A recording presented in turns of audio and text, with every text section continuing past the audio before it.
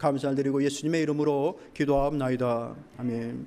함께 나누실 말씀은 시편 107편에 있는 말씀 같이 보도록 하겠습니다. 시편 107편의 말씀, 우리 21절, 22절의 말씀 우리 같이 한 목소리로 읽도록 하겠습니다. 있습니다. 여호와의 인자하심과 인생에게 행하신 기적으로 말미암아 그를 찬송할지로다.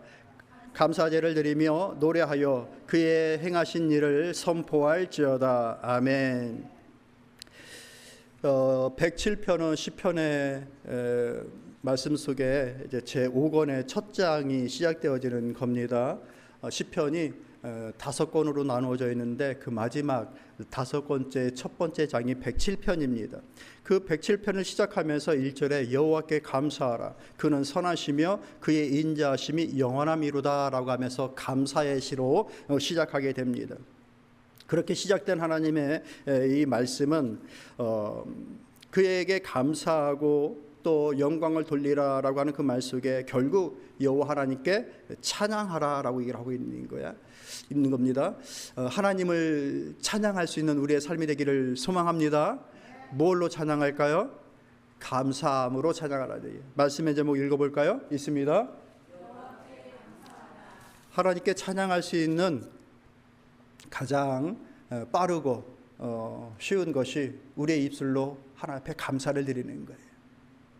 이 시편의 기자 다윗으로 보여지는데요, 그 하나님께 감사하며 찬양하라라고 얘기를 하는데 왜 그런가? 그는 선하시며 그의 인자하심은 영원하기 때문이다 라고 고백하고 있는 거예요.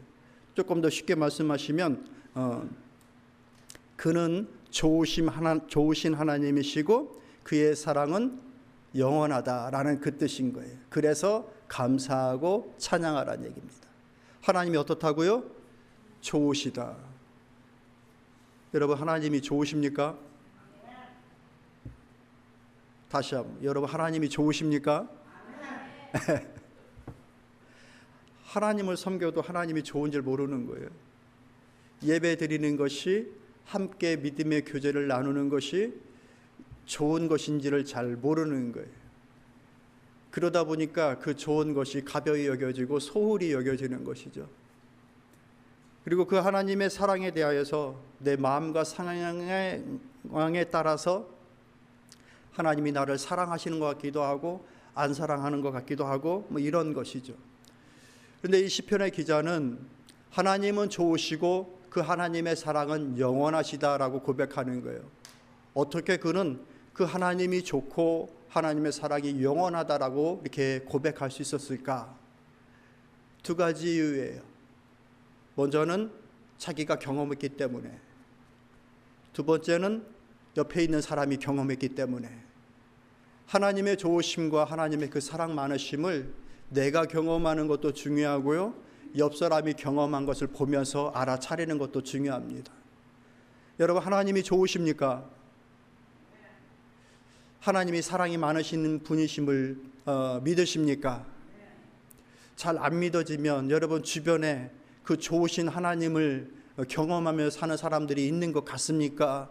또 하나님의 그 사랑을 체험하는 사람이 있는 것 같습니까? 안 같습니까? 그런 믿음의 눈을 가지고서 좀 바라보란 얘기예요. 이 일을 통하여서 감사를 드리는 것, 그것이 우리의 신앙의 삶. 오늘 107편의 말씀을 보면은 하나님을 찬양하고 감사하는 다양한 인생의 모습들이 나옵니다. 저와 여러분의 인생이 다르고요, 저기 앉아있는 청년들의 인생과 노년에 이른 우리 성도들의 인생이 다릅니다. 한참 양육에 힘쓰는 부모님들의 마음과 생각이 다르고요, 자녀들의 생각이 다릅니다. 각자의 인생이 다 다릅니다. 그러니 감사하는 내용도 달라지고 괴로워하는 내용들도 다 달라집니다. 107편에 있는 말씀은 그 인생의 다양한 모습을 보여주고 그 다양한 인생들이 각양의 이유로 하나님을 찬양하는 그 모습을 우리에게 보여주고 있어요. 그것을 함께 살펴보고자 합니다. 먼저 하나님은 다양한 인생을 구원하시는데 첫 번째 인생, 어떤 인생? 피곤한 인생을 구원하여 주신다라고 얘기해 주고 있어요. 4절과 5절의 말씀 읽어볼까요? 있습니다. 그들이 광야 사막길에서 방황하며 거할 성읍을 찾지 못하고 줄이고 목이 말라 그들의 영혼이 그들 안에서 피곤하였도다. 지난밤 잘 주무셨습니까? 날이 더워서 주무시기 조금 힘드셨을 수도 있을 거예요. 지금도 조금 피곤할 수도 있겠습니다. 제가 좀 피곤한 것 같습니다. 말이 자꾸 꼬이는데 컨디션이 별로 안 좋은 것 같은데, 이런 피곤함을 말하는 게 아니죠. 육체의 잠깐의 피곤함을 말하는 것이 아니라 그 영혼의 피곤함을 말하는 겁니다. 왜 피곤한가? 그 가는 길이 광야길 같아요.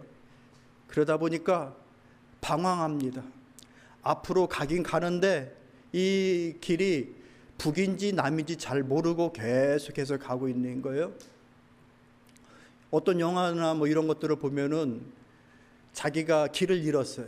그래서 길을 찾으려고 열심히 막 이렇게 앞으로 갑니다. 한참 가다 보니까 지나왔던 길 같아.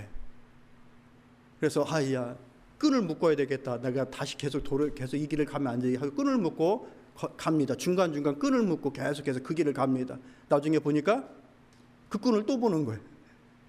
그러니까 앞으로 가긴 가는데 방향을 잃어버린 거예요. 지금 그것을 얘기하고 있는 거예요. 열심히는 합니다. 애도 쓰고 노력을 합니다. 그러나 자기가 거주할 성읍을 찾을 수가 없는 거예요. 정처가 없는 거예요. 애는 쓰는데 마음을 두지를 못하는 겁니다. 그 긴 시간을 보내다 보니까 배가 고프고 갈증이 생깁니다. 말 그대로 방황하고 정처가 없고 배고프며 가라앉으며, 그런 영혼의 상태를 얘기해 주고 있는 겁니다. 힘들까요? 안 힘들까요? 당연히 힘들겠죠. 그런데 그런 척박한 상황임에도 불구하고 여호와 하나님 앞에 부르짖는 영혼, 그 영혼을 구원하신다라고 얘기해 주고 있어요. 사람이 잘할 때는 잘하다가도 힘들고 어려우면은 그 잘하던 것을 다 잃어버리는 경우들이 생기는데, 이 사람은 어떤 겁니까? 방황의 끝을 모를 그 정처 없는 시간을 오래 보내고 줄이고 가란 그 심령이어서 그 영혼이 지칠 대로 지쳐 있음에도 불구하고 하나님 앞에 부르짖습니다. 6절 7절에 이에 그들이 근심 중에 여호와께 부르짖음에 그들의 고통에서 건지시고 또 바른 길로 인도하사 거주할 성읍에 이르게 하셨도다. 이게 하나님의 구원입니다. 부르짖는 영혼, 그 지치고 피곤할 때에 부르짖는 그 영혼을 건져주시고 바른 길로 갈 수 있게끔 인도하여 주시고 그 마음을 둘 성읍으로 이르게 하여 주시는 것, 그게 하나님의 구원이라는 거예요. 여러분에게 그와 같은 은혜가 필요하십니까? 정말 영혼이 지친 영혼은 이 하나님의 구원, 이 영혼이 필요한 겁니다. 그래서 9절에 뭐라고 얘기하십니까? 그들을 건지시고 인도하셔서 그 사모하는 영혼을 만족하게 하시며 줄인 영혼에게 좋은 것으로 채워주시는도다. 그 상한 심령을 만족하게 하여 주신다. 그 영혼의 좋은 것으로 채워주신다. 할렐루야. 이런 은혜가 참으로 우리 가운데 있기를 소망합니다. 줄이고 목말랐을 때에, 그리고 앞으로 열심히 가고 있음에도 불구하고 이 길을 제대로 가고 있는지 참으로 막막하게 느껴지는 그런 상황들을 경험해 보신 적 있으십니까? 아니요. 나는 늘 옳은 길을 걸어왔고, 나는 늘 배고픈 것도 모르고 늘 만족하며 그렇게 살아왔습니다 라고 하면 이 인생은 나하고 별로 상관없는 인생이겠죠. 그런데 참 열심히는 살았는데, 수고도 하는데 방향도 모르겠고 지치고 상하고 마음 둘 곳도 없다라고 한다면, 이 시편의 기자의 경험이 여러분의 경험이 되기를 축복합니다. 우리는 이런 고백들을 들으면서 우리 자신의 인생과 겹쳐서 볼 수 있어야 돼요. 그들의 인생은 그들의 인생이고 오늘 나의 인생은 나의 인생이다라고 하면 안 돼요. 겹쳐보며 오늘 내게 필요한 하나님의 은혜가 뭔가, 그런 시간을 보내었던 분도 계실 것이고 어쩌면 그런 시간을 지금 보내는 중에 계신 분도 있을 줄로 압니다. 이렇게 피곤한 영혼을 구원하시는 그 하나님은 그 피곤한 인생길에서 건지시고 인도하시고 거주할 그곳으로 보내어 주시는 그 하나님이심을 믿으시기를 바랍니다. 그래서 우리가 부르짖어야 되는 거예요. 고통스러워하고 그 자리에 머물러 있어야만 되는 것이 아니라 그 자리에서 하나님 앞에 부르짖을 수 있어야 되는 거예요. 두 번째로 어떤 인생을 구원하시는가, 10절 11절 말씀 여러분 읽어보시겠어요? 있습니다. 사람이 흑암과 사망의 그늘에 앉으며 곤고와 쇠사슬에 매임은 하나님의 말씀을 거역하며 지존자의 뜻을 멸시함이라, 이렇게 얘기해 주고 있습니다. 두 번째 인생을 구원하시는데 어떤 인생인가? 매여 사는 인생을 구원하셨다라고 얘기를 하는 거예요. 여기서 매여 갇혀있는 인생의 그 곤고함을 얘기해 주고 있는데, 이 갇힌 상태가 물리적으로 갇혀있는 것일 수도 있겠고 영적으로 무언가에 딱 갇혀있는 그 상황을 얘기해 줄 수 있는 거예요. 물리적으로 갇혀있는 것은 물론 바벨론 포로 때에 그 쇠사슬에 묶여 끌려갔던 내 몸인데 내 생명인데 내 마음대로 하질 못하는 거예요. 그게 갇힌 자잖아요. 그죠? 그런 경험 없으시죠? 굉장히 괴로운 거예요. 전 목사님 어떻게 압니까? 그런 사람들을 봤으니까. 3년 동안 구치소에서 군생활을 했어요. 그러니까 이 갇힌 사람들의 각양의 이유로 갇혀있는 사람들을 저는 경험을 한 거예요. 제가 어느 날 문득 생각해보면 저는 참 많은 경험을 한 것 같아요. 어린 시절 시골에서 자라보고 뭐 이런 경험도, 구치소도 아무나 경험하는 것들이 아니잖아요.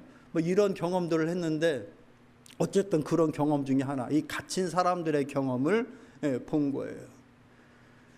가만히 있다가 또 이제 그 재판을 받게 되면 이분들을 결박하여서 호송차에 세워서 갑니다. 편하게 버스에 태워서 가지 않습니다. 손을 앞에서 묶고 뒤에서 묶고 가서 꼼짝도 못하게 묶어서 재판장에 갑니다. 이게 갇힌 거예요. 이게 자기 생명이고 자기 몸인데 자기 마음대로 못하는 거예요. 그런 상태가 물리적인 상태도 될 수 있고 영적인 상태일 수도 있다는 얘기예요. 내 생각, 내 뜻, 내 의지, 내 마음가짐으로 무언가를 새로 계획하고 시도할 수 있는 내 마음인데 그것을 못하는 거예요. 그 이유를 이렇게 얘기해 주고 있어요. 하나님의 말씀을 거역하며 지존자의 뜻을 멸시함이라. 몸만 문제가 되어지는 것이 아니라 그 원인이 하나님의 말씀을 거역하며 지존자의 뜻을 가볍게 여기고 우습게 여기는 것이 내 영혼도 갇혀 사는 현실을 맞이할 수 있다라고 하는 거예요. 여러분은 어린 시절을 어떠셨습니까? 부모님 말씀 잘 들으셨습니까? 하지 말라는 거 하지 않고 하라는 건 열심히 하셨습니까? 모범생들. 저는 어떤 사람이었을까요? 약간 뒤쪽. 부모님이 하지 말라는 거를 모험 삼아서 좀 했던. 그러니까 위험한데 올라가지 말라 하는데 위험한데 올라가야 재미있는 거예요. 남의 거 그 함부로 하지 말라 하는데 남의 집에 그 밭에 가서 함부로 막 대나무 다 꺾고 이런 것들이 재미있는 거예요. 하지 말라는 거 하지 말라 해서 야단도 맞고 회초리도 맞고 그랬던 기억이. 그래서 제가 맨날 그랬다는 건 아니고요. 상장도 많이 받았어요. 잘한다고. 왜 그럽니까? 재미 때문에. 재미. 하지 말라는 것을 하는 거는 어린 시절에는 재미있으니까 그게 재미있는 거예요. 부모님 말씀 이렇게 살짝 어기면서 하는 것들이 그게 뭐 막 마음에 긴장감도 주고 재미있는 거예요. 어른이 되어서는 왜 하나님의 뜻을 하나님의 말씀을 무시하고 거역합니까? 욕심 때문에. 내 욕심 때문에. 몰라서 그러는 거는 괜찮은데 알면서도 하는 것은 오늘 당장 내 욕심 때문에. 그런데 하나님은 그것을 그대로 내버려 두시질 않는 거예요. 누구를? 택한 자를, 구원해야 할 자를. 같이 따라해 볼까요? 하나님은 구원해야 할 자를 가만두지 않으신다.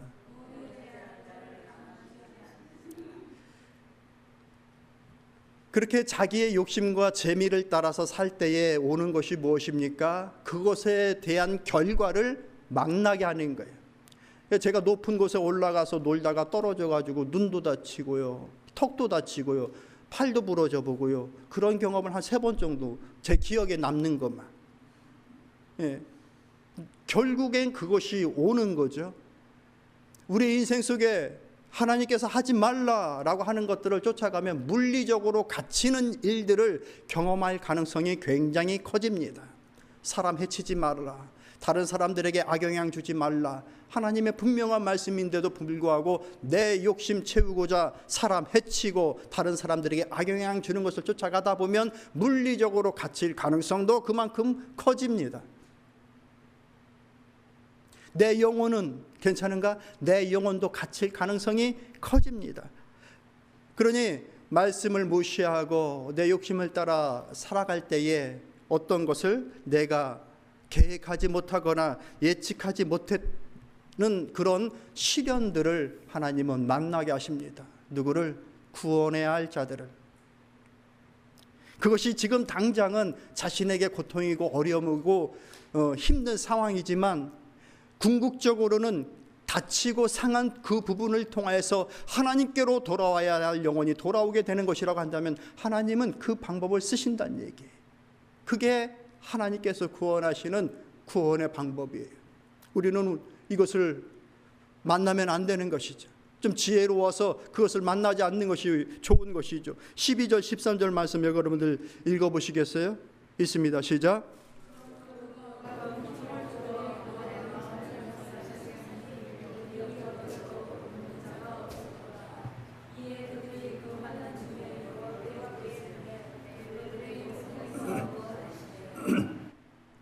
흑암과 사망의 그늘에서 인도하여 내시고 그들의 얽은 맨줄을 끊으셨도다 라고 말씀하여 주십니다.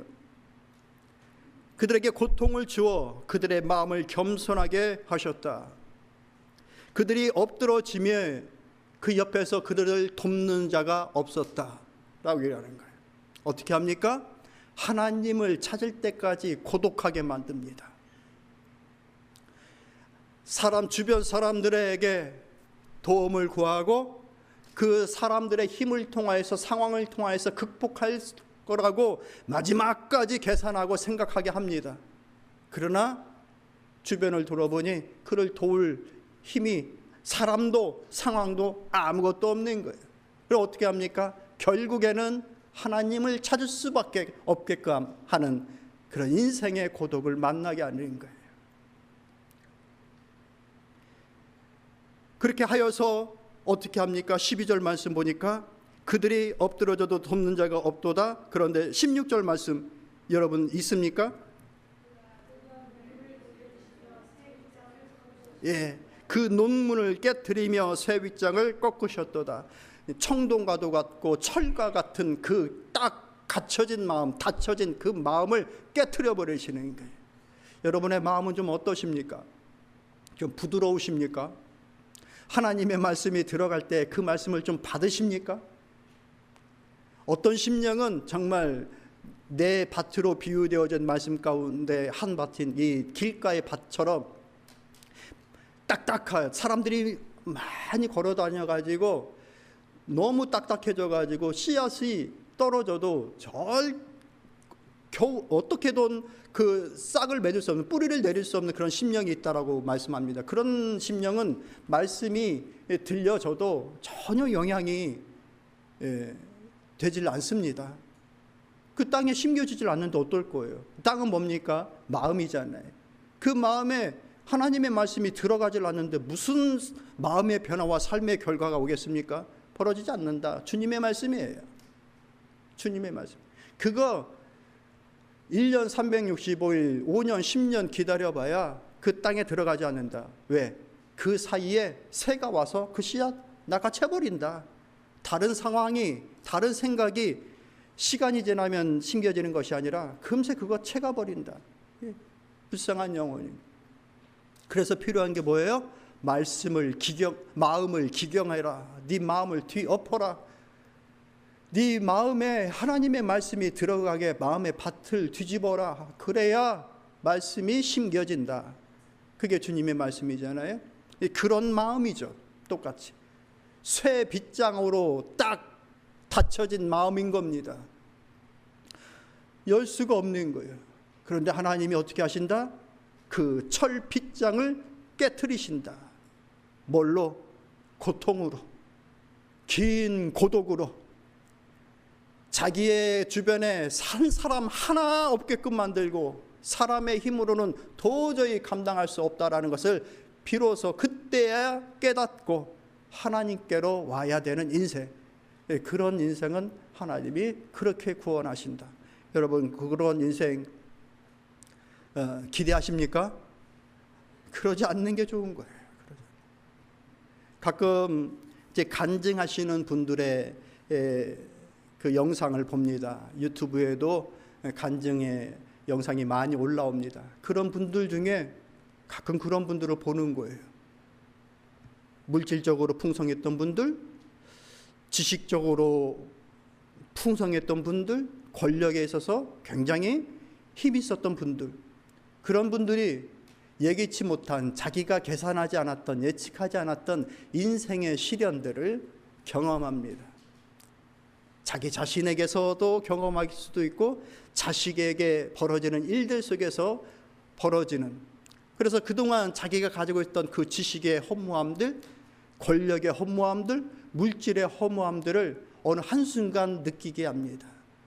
고독하게 합니다. 그리고 하나님을 찾게끔 합니다. 그리고 그의 고백 속에서 그렇게 하나님을 만났다라고 얘기를 합니다. 그런 분들이 참 많습니다. 그렇게 하나님께서 구원하시는 이 두 번째, 매인자들을 구원하시는 하나님의 구원의 손길이 있다. 세 번째로 우리 한 번 더 봅시다. 같이 따라 볼까요? 강양 인생길에서 만나는 고통에서 구원하신다. 좀 더 쉽게 말씀을 드리면 생업의 어려움에서 우리를 구원하신다는 얘기예요. 우리의 삶터, 우리의 일터에서 우리를 구원하신다는 얘기예요. 말씀 보면은 배들을 바다에 띄우며 큰 물에서 일을 하는 자는 여호와께서 행하신 일들과 그의 기이한 일들을 깊은 바다에서 보나니 여호와께서 명령하신즉 강풍이 일어나 바다 물결을 일으키는도다라고 말씀해주고 있습니다. 배들을 바다에 띄우며 큰 물에서 일을 하는 자들, 이렇게 얘기합니다. 배를 띄워 바다에서 일을 해야 되는 사람들이 있다라는 것이죠. 여기서 배를 바다에 띄운다라는 것은 인생의 바다, 사회의 바다를 얘기합니다. 그 바다는 깊은 바다입니다. 마을 앞에 있는 바다는 잔잔하고 그냥 우리의 마음에 힐링을 줄 수 있을 만한 바다로 여겨지는데, 깊은 바다로 나아가면 그 깊이를 헤아릴 수 없는 그 깊이만큼 파도가 칠 때면 상상할 수 없는 파도가 그의 배를 덮칩니다. 그런 파도를 만나게 되어지면 솟구치고 흔들리고 정신없이 두려움 속에 그의 영혼이 녹아내립니다.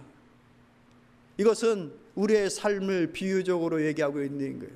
우리는 인생의 바다에 뛰어든 배를 띄운 자들입니다. 여러분의 바다는 지금 어떤지 모르겠습니다. 잔잔하십니까? 어떤 인생의 바다는 막 높은 파도가 치기도 하고 흔들리고 그럴 거예요. 그렇게 되면 두려운 마음도 생길 거고, 마치 술 취한 자가 비틀거리듯이 균형을 잃고 어렵고 그런 상황들도 맞이하게 될 겁니다. 다 우리의 인생 속에서 만나게 되어지는, 우리의 삶터에서 만나게 되어지는 거예요. 이 생업이라는 것이 그렇게 쉬운 게 아니잖아요. 여러분들 비즈니스 하시는 분들 돌아보면 한 주간이 아무 일도 없었다라고 말하면서 보낸 주가 몇 주나 있을까? 일하시는 분들, 만나는 사람들과 또는 오너들과 또 자기가 하는 그 업무들 속에서 정말 다 너무한 이지한 위크였다라고 하는, 그렇게 정말 쉬운 한 주였다라고 말할 수 있는 주가 얼마나 될까? 다 힘드셨죠? 그냥 집에 가만히만 있어도 힘드시죠? 뭐 일터는 무슨 일터야. 집에 가만히 있어도 그냥 어떤 주는 괜히 힘들고 막. 그런데 일터에 나가면 사람들을 만나고 자기 일을 하면은 쉽지가 않은 거죠. 왜? 책임과 그 중압감이라고 하는 무거움이 어떨 때는 이렇게 파도처럼 밀려오는 것들이 많기 때문에, 그런 어려움을 겪으면 참 두 손 두 발 다 들고 싶은 그런 때가 있는 것이죠. 자, 그러한 상황이 있을 때, 그러함에도 불구하고 하나님께 부르짖는 자, 자기의 생업에서, 자기의 삶터에서 하나님께 부르짖는 자, 여러분의 사업장에서 하나님께 부르짖는 자, 여러분의 직장생활 속에서 하나님께 부르짖는 자, 그런 자를 구원하신다. 그런 하나님의 손길이 있다.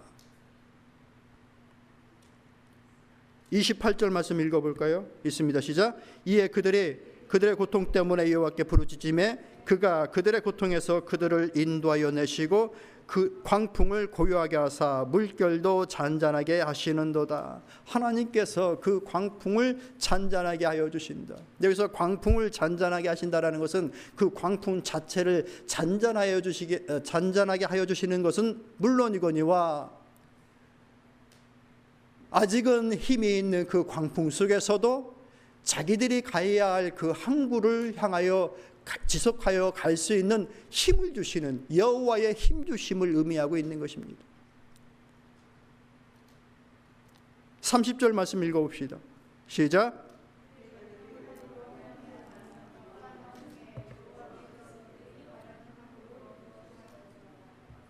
그 파도치는 바닷속에서 그들에게 원하는 게 뭡니까? 집이 있는 항구로 가고 싶다라는 거 아닙니까? 그 항구로, 그 소망의 항구로 그 배를 인도하여 주시는 거예요. 여러분 각자에게 소망이 있으시죠? 직장에서도, 가정에서도, 오너로서, 직원으로서 그 삶터를 통하여서 이루고자 하시는 여러분들 각자의 소망이 있을 줄로 압니다. 때로는 그 삶터에서 기가 막힌 파도 때문에 힘들고 지치고 가슴이 녹아내려서 하나님 앞에 부르짖을 수밖에 없는 그 상황일 때 우리 주께서 그 광풍을 잠잠케 하여 주신다. 힘이 있고 구원의 능력이 있으신 주께서 그 광풍을 잠잠케 하여 주신다. 그 광풍이 아직 여전하 하더라도 하나님께서는 우리가 그 소망하는 항구에 다다를 수 있게끔 내가 붙잡고 있는 그 방향의 키를 붙잡고 있을 수 있는 지혜와 힘을 더하여 주신다. 믿으시길 바랍니다. 이게 여호와의 구원이에요. 하나님의 힘 주심이에요. 따라해 볼까요? 구원의 하나님이 힘 주신다. 이게 구원의 하나님이에요. 구원의 하나님.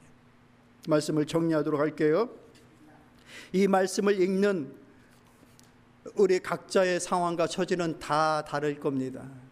지금 이 107편에 있는 내용 중에 한 4가지의 인생을 얘기해 줬어요.